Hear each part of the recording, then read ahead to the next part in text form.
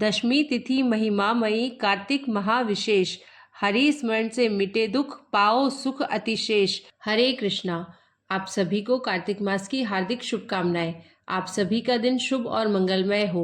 आज आप सुनेंगे कार्तिक मास महात्म्य में आगे का अध्याय। आज के अध्याय की शुरुआत हम भगवान श्री कृष्ण जी की एक कहानी से करते हैं। तो चलिए आज की कथा का रसपान करते हैं।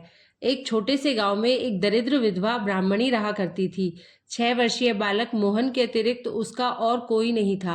वह 2-4 भले घरों से भिक्षा मांगकर अपना तथा बच्चे का पेट भर लेती और भगवान का भजन करती थी। भीख पूरी न मिलती तो बालक को खिलाकर स्वयं उपवास कर लेती। ब्राह्मणी को लगा कि ब्राह्मण के बालक को 2 अक्षर न आए, यह ठीक नहीं है। गांव में पढ़ाने की व्यवस्था नहीं थी। गांव से 2 कोस पर एक पाठशाला थी। ब्राह्मणी अपने बेटे को लेकर वहां गई। उसकी दरिद्रता तथा रोने पर दया करके वहां के अध्यापक ने बच्चे को पढ़ाना स्वीकार कर लिया।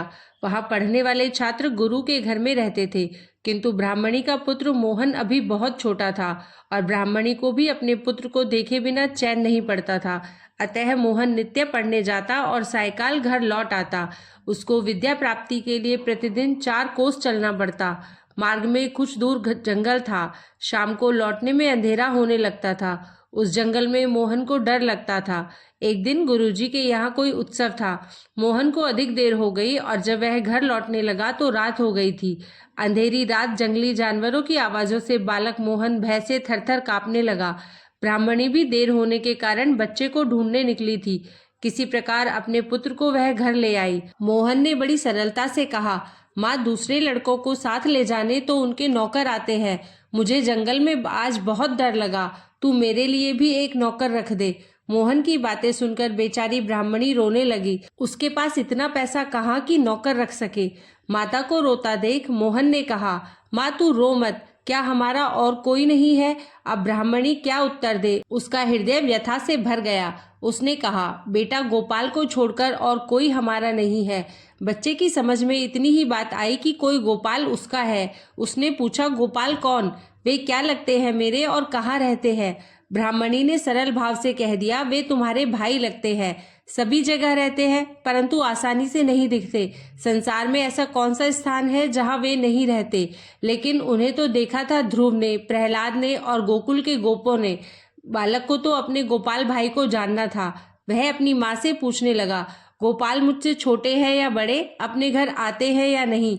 माता ने उसे बताया, तुमसे वे बड़े हैं और घर भी आते हैं, पर हम लोग उन्हें देख नहीं सकते। जो उनको पाने के लिए व्याकुल होता है, उसी के पुकारने पर वे उसके पास आते हैं। मोहन ने कहा, जंगल में आते समय मुझे बड़ा डर लगता है। मैं उस समय बहुत व्याकुल हो जाता हूँ। वहां पुकारूं तो क्या गोपाल भाई आएंगे? माता ने कहा, हाँ बेटा, तू विश्वास के साथ पुकारेगा तो अवश्य वे आएंगे। मोहन की समझ में इतनी बात आई कि जंगल में अब डरने की जरूरत नहीं है। डर लगने पर मैं व्याकुल होकर पुकारूंगा तो मेरा गोपाल भाई वहां आ जाएगा। दूसरे दिन पाठशाला से लौटते समय जब वह वन में पहुंचा, उसे डर लगा। उसने पुकारा, गोपाल भाई तुम कहाँ हो? मुझे यहाँ डर लगता है, मैं व्याकुल हो रहा हूँ। गोपाल भाई फिर क्या था? जो दीन बंधु है, दीनों के पुकारने पर वह कैसे नहीं बोलेंगे? मोहन को बड़ा ही मधुर स्वर सुनाई पड़ा, भैया तू डर मत, मैं अभी आया। यह स्वर सुनते ही मोहन का भय भाग गया। थोड़ी दूर चलते ही उसने देखा कि एक बहुत ही सुंदर ग्वालबाल उसके पास आ गया। वह हाथ पकड़कर बातचीत करने लगा, साथ साथ चलने लगा, उसके साथ खेलने लगा। वन की सीमा तक वह पहुंचाकर लौट आया। गोपाल भाई को पाकर मोहन का भय जाता रहा।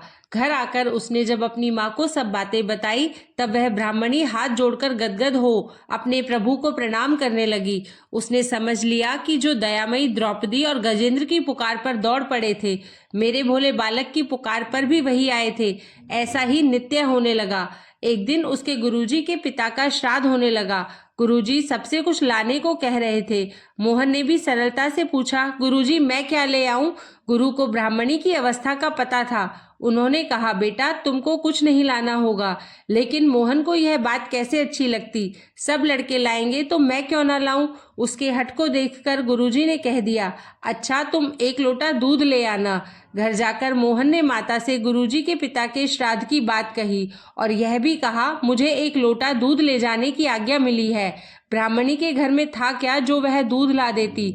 मांगने पर भी उसे दूध कौन देता। लेकिन मोहन ठहरा बालक, वह रोने लगा। अंत में माता ने उसे समझाया, तू गोपाल भाई से दूध मांग लेना, वे अवश्य प्रबंध कर देंगे।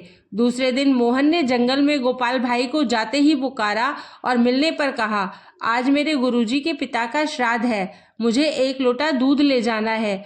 माँ ने कहा है कि गोपाल भाई से मांग लेना, इसलिए मुझे 1 लोटा दूध ला कर दो। गोपाल ने कहा, मैं तो पहले से यह लोटा भर दूध लाया हूँ, तुम इसे ले जाओ। मोहन बड़ा प्रसन्न हुआ। पाठशाला में गुरुजी दूसरे लड़कों के उपहार देखने और रखवाने में लगे थे। मोहन हंसता हुआ पहुंचा। कुछ देर तो वह प्रतीक्षा करता रहा कि उसके दूध को भी गुरुजी देखेंगे, पर जब किसी का ध्यान उसकी ओर न गया तब वह बोला, गुरुजी मैं दूध लाया हूँ। गुरुजी ढेरों चीजें संभालने में व्यस्त थे। मोहन ने जब उन्हें स्मरण दिलाया तब झुंझलाकर बोले, जरा सा दूध लाकर यह लड़का कान खाए जा रहा है, इसका दूध किसी बर्तन में डालकर हटाओ इसे यहाँ से। मोहन अपने इस अपमान से खिन्न हो गया। उसका उत्साह चला गया। उसके नेत्रों से आंसू गिरने लगे। नौकर ने लोटा लेकर दूध कटोरे में डाला तो कटोरा भर गया, फिर गिलास में डाला तो वह भी भर गया, बाल्टी में डालने लगा तो वह भी भर गई। भगवान के हाथ से दिया वह लोटा भर दूध तो अक्षय था। नौकर घबराकर गुरुजी के पास गया। उसकी बात सुनकर गुरुजी तथा और सब लोग वहां आए और अपने सामने एक बड़े पात्र में दूध डालने को उन्होंने कहा। पात्र भर गया पर लोटा तनिक भी खाली नहीं हुआ। इस प्रकार बड़े बड़े बर्तन दूध से भर गए। अब गुरुजी ने पूछा, बेटा तू दूध कहाँ से लाया है। सरलता से बालक ने कहा, मेरे गोपाल भाई ने दिया है। गुरुजी और चकित हुए। उन्होंने पूछा, गोपाल भाई कौन, तुम्हारे तो कोई भाई नहीं है। मोहन ने दृढ़ता से कहा, है क्यों नहीं, गोपाल मेरा बड़ा भाई है, वह मुझे रोज वन में मिल जाते हैं। माँ कहती है कि वह सब जगह रहता है पर दिखाई नहीं देता। कोई उसे जब बहुत प्यार से व्याकुल होकर पुकारे तभी वह आते हैं। उससे जो कुछ मांगा जाए वह तुरंत दे देता है। अब गुरुजी को कुछ समझना नहीं था। मोहन को उन्होंने हृदय से लगा लिया। श्राद्ध में उस दूध से खीर बनी और ब्राह्मण उसके स्वाद का वर्णन करते हुए तृप्त नहीं होते थे। गोपाल भाई के दूध का स्वाद स्वर्ग के अमृत में भी नहीं, तब संसार के किसी पदार्थ में कहाँ से होगा। उस दूध का बना श्राद्धांत पाकर गुरुजी के पितर तृप्त ही नहीं हुए, माया से मुक्त भी हो गए। श्राद्ध समाप्त हुआ। संध्या को सब लोग चले गए। मोहन को गुरुजी ने रोक लिया था। अब उन्होंने कहा, बेटा मैं तेरे साथ चलता हूँ, तू मुझे अपने गोपाल भाई के दर्शन करा देगा ना। मोहन ने कहा, चलिए, मेरा गोपाल भाई तो पुकारते ही आ जाता है। वन में पहुंचकर उसने पुकारा। उत्तर में उसे सुनाई पड़ा, आज तुम अकेले तो हो नहीं, तुम्हें डर तो नहीं लग रहा, फिर मुझे क्यों बुला रहे हो। मोहन ने कहा, मेरे गुरुजी तुम्हें देखना चाहते हैं, तुम जल्दी आओ। जब मोहन ने गोपाल भाई को देखा तो गुरुजी से कहा, आपने देखा मेरा गोपाल भाई कितना सुंदर है। गुरुजी कहने लगे, मुझे तो दिखता ही नहीं, मैं तो यह प्रकाश मात्र देख रहा हूँ। अब मोहन ने कहा, गोपाल भाई तुम मेरे गुरुजी को दिखाई क्यों नहीं पड़ते। उत्तर मिला, तुम्हारी बात दूसरी है, तुम्हारा अंतःकरण शुद्ध है, तुम में सरल विश्वास है, अतः मैं तुम्हारे पास आता हूँ। तुम्हारे गुरुदेव को जो प्रकाश दिख गया उनके लिए वही बहुत है, उनका इतने से ही कल्याण हो जाएगा। उस अमृत भरे स्वर को सुनकर गुरुदेव का हृदय गदगद हो गया। उन्हें अपने हृदय में भगवान के दर्शन हुए। भगवान की उन्होंने स्तुति की। कुछ देर में जब भगवान अंतर्ध्यान हो गए तब मोहन को साथ लेकर वे उसके घर आए और वहां पहुंचकर उनके नेत्र भी धन्य हो गए। गोपाल भाई उस ब्राह्मणी की गोद में बैठे थे और माता के नेत्रों की अश्रुधार उनकी काली थराली अलकों को भिगो रही थी। माता को शरीर की सुध-बुध ही नहीं थी। प्रेम से बोलिए, बाके बिहारी लाल की जय। अब आइए श्रवण करते हैं आगे का अध्याय। इतनी कथाएं सुनने के बाद महाराज पृथु ने नारद जी से प्रार्थना की, हे देवर्षि, आपने कार्तिक महात्म्य, कर्क चतुर्थी व्रत और गृहस्थ धर्म के बारे में मुझे इतना कुछ बतलाया है, अब कृपा करके तुलसी का महात्म्य भी बतलाने की कृपा कीजिए। नारद जी बोले, हे राजा पृथु, प्राचीन काल में सहस्त्रादि क्षेत्र में करवरीपुर में अत्यंत ज्ञानी धर्मात्मा तथा ओम नमो भगवते वासुदेवाय मंत्र का जप करने वाला धर्मदत्त नामक एक ब्राह्मण रहता था। वह अतिथियों का आदर सत्कार भी खूब करता था। एक दिन प्रातःकाल एक पहर रात्रि शेष रहने पर वह ब्राह्मण पूजा की सामग्री लेकर भगवान के मंदिर को जा रहा था कि इतने में उसने सामने से आती हुई एक अत्यंत भयंकर राक्षसी को देखा। आगे को निकले हुए टेढ़े मेढ़े और बड़े बड़े दांत, लाल नेत्र, बिल्कुल नग्न लकड़ी के समान सूखा शरीर तथा मुख से घुरघुर शब्द निकल रहा था। ऐसी भयंकर राक्षसी को देखकर भयभीत धर्मदत्त ने अपने हाथ का तुलसी मिश्रित जल उस पर फेंक दिया।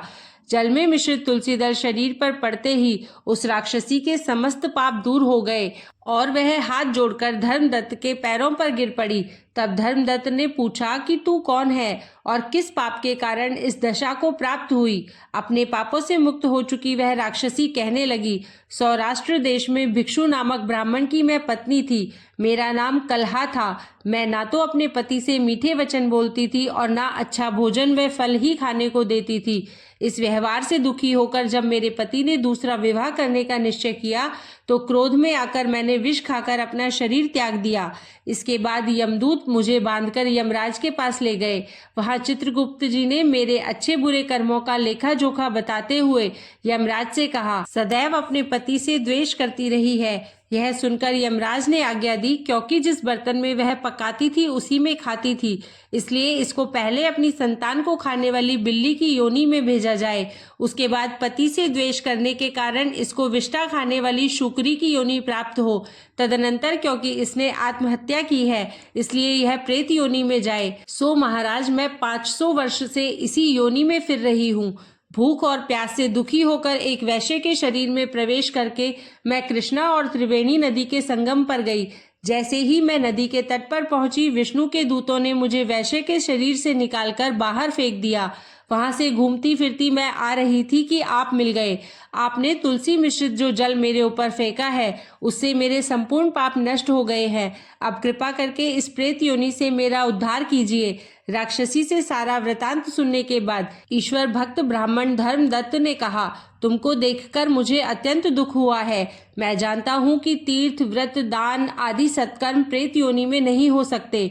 तुम्हारे पाप अधिक तथा पुण्य बहुत कम है। इसलिए मैंने अपने जीवन काल में जितना कार्तिक मास का स्नान और व्रत किया है उसका आधा पुण्य तुमको देता हूँ। इससे तुम्हें उत्तम गति प्राप्त होगी। इसके पश्चात ब्राह्मण ने ज्यों ही ओम नमो भगवते वासुदेवाय मंत्र पढ़ते हुए तुलसी मिश्रित जल से उसका अभिषेक किया। वह प्रेत योनि से मुक्ति पाकर अग्नि के समान दिव्य देह धारण कर लक्ष्मी के समान रूपवती हो गई। इसके बाद उसने ब्राह्मण को नमस्कार किया। तभी भगवान विष्णु के पुण्यशील तथा सुशील नामक 2 दूत वहां पर आए और उसको विमान में बिठाकर बैकुंठ को ले गए। उन दूतों ने धर्मदत्त से कहा, हे ब्राह्मण, निरंतर भगवान की भक्ति में लगे रहने के कारण तुम धन्य हो। तुम्हारे द्वारा कार्तिक मास के स्नान व व्रतों का आधा पुण्य दिए जाने के कारण ही इसकी मुक्ति हुई है। हे विप्र, अपने इस त्याग, भक्ति और कार्तिक स्नान के प्रताप से कालांतर में तुम राजा के कुल में जन्म लोगे और अंत में वैकुंठ धाम को प्राप्त करोगे। आज का अध्याय यहीं पर समाप्त हुआ। अब आगे का वृतांत आप अगले अध्याय में सुनिएगा। तब तक के लिए राधे राधे, जय श्री कृष्णा। अगर आपको वीडियो पसंद आई हो तो वीडियो को लाइक करके हमारे चैनल को सब्सक्राइब करें। धन्यवाद।